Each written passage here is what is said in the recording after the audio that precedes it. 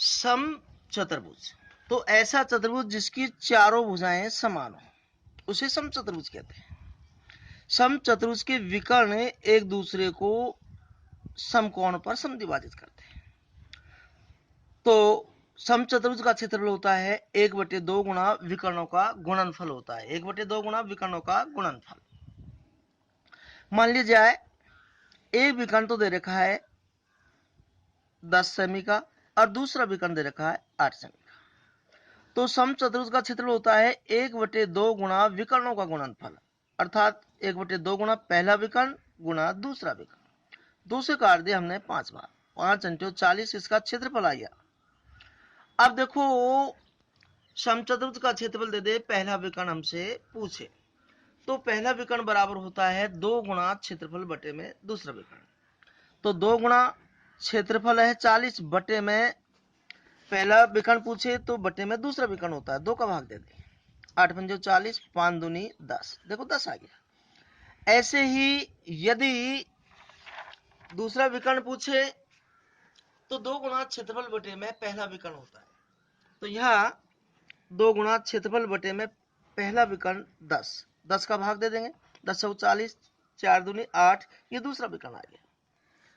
अब समचतुर्भुज का परिमाप सभी भुजाएं बराबर होती तो 4 गुणा भुजा हो जाएगा इसका। अब हम पढ़ेंगे समलंब चतुर्भुज के बारे में।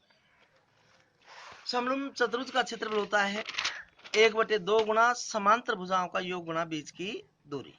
देखिएगा कैसे। अब समलंब चतुर्भुज किसे कहते हैं मैं आपको समझा देता हूं। ऐसा चतुर्भुज जिसकी सम्मुख भुजाओं का एक युग्म अर्थात एक जोड़ा समांतर तो हो लेकिन बराबर नहीं हो उसे समलंब चतुर्भुज कहते हैं। यह आकृति यूं भी हो सकती है, देखो यहां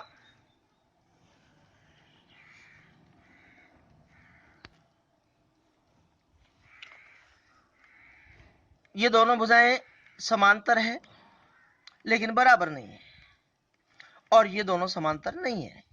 तो ऐसा चतुर्भुज जिसकी सम्मुख भुजाओं का केवल एक जोड़ा समांतर हो लेकिन बराबर नहीं हो तो उसे समलंब चतुर्भुज कहते हैं।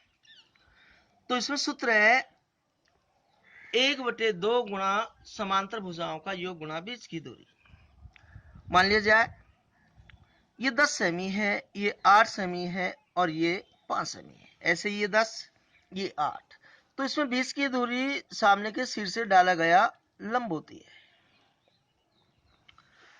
तो इसका सूत्र है 1/2 गुणा समांतर भुजाओं का योग, ये और ये दोनों भुजाओं का योग, गुणा बीच की दूरी या ऊंचाई भी कहते हैं इसे।